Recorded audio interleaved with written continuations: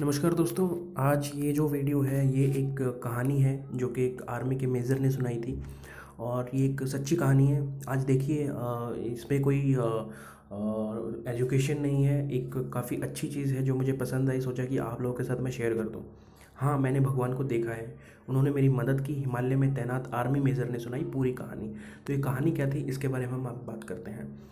दोस्तों, नई दिल्ली से पब्लिश हुआ था ये न्यूज़पेपर में। एक मेजर के नेतृत्व में 15 जवानों की एक टुकड़ी हिमालय के अपने रास्ते पर थी।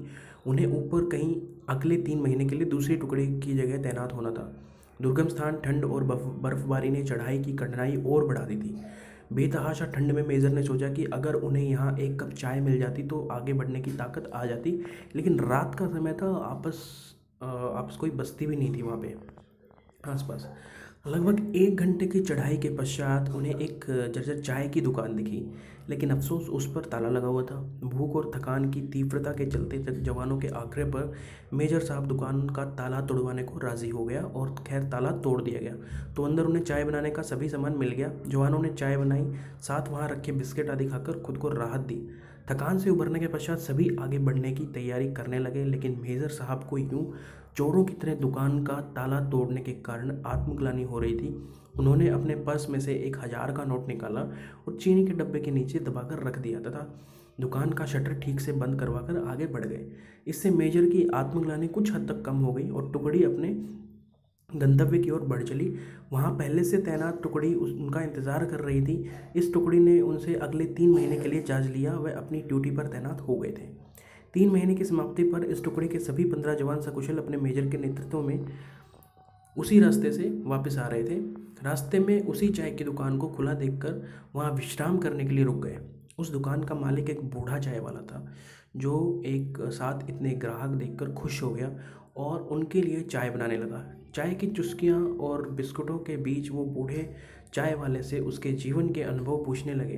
खास तौर पर इतने बीहड़ में दुकान चलाने के बारे में बूढ़ा उन्हें कई नई कहानियाँ सुनाता रहा और साथ ही भगवान का शुक्र अदा करता रहा। तभी एक जवान बोला, बाबा आप भगवान को इतना मानते हो, अगर भगवान सच में होता तो फिर उसने तुम्हें इतने बुरे हाल में क्यों रखा हुआ है। बाबा बोला, नहीं साहब, ऐसा नहीं कहते, भगवान तो है और सच में है, मैंने देखा है। आखिरी वाक्य सुनकर सभी जवान कौतूहल से बूढ़े की ओर देखने लगे। बूढ़ा बोला, साहब मैं बहुत मुसीबत में था। एक दिन मेरे इकलौते बेटे को आतंकवादियों ने पकड़ लिया। उन्होंने उसे बहुत मारा पीटा, लेकिन उसके पास कोई जानकारी नहीं थी, इसलिए उन्होंने उसे मार पीट कर छोड़ दिया।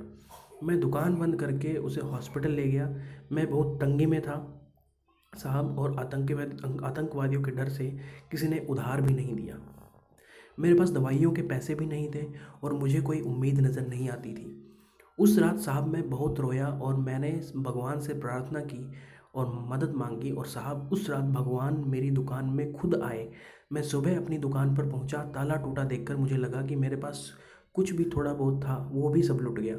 मैं दुकान में घुसा तो देखा 1,000 रुपये का एक नोट चीनी के डिब्बे के नीचे भगवान ने मेरे लिए रखा हुआ है।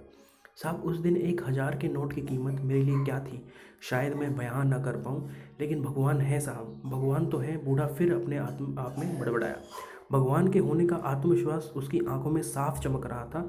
यह सुनकर वहाँ सन्नाटा छा गया। 15 जोड़ी आंखें मेजर की तरफ देख रही थी, जिसकी आंख में उन्हें अपने लिए स्पष्ट आदेश था, चुप रहो। मेजर साहब उठे, चाय का बिल अदा किया और बूढ़े चाय वाले को गले लगाते हुए बोले, हाँ बाबा, मैं जानता हूँ भगवान है और तुम्हारी चाय भी शानदार थी। दोस्तों, सच्चाई यही है कि भगवान तुम्हें कब किसी का भगवान बनाकर कहीं भेज दे, ये तुम ये तुम खुद नहीं जानते। ठीक है। तो मेजर साहब उठे, चाय का बिल अदा करने के बाद बोले, हाँ बाबा, मैं जानता हूँ भगवान है और तुम्हारी चाय भी शानदार थी। दोस्तों, सच्चाई है कि भगवान तुम्हें कब किसी का भगवान बनाकर कहीं भेज दे, ये खुद तुम भी नहीं जानते। आर्टिकल अगर आपको पसंद आया हो तो इस वीडियो को आगे ज़्यादा से ज़्यादा शेयर करते रहिए दोस्तों। जय हिंद, जय भारत।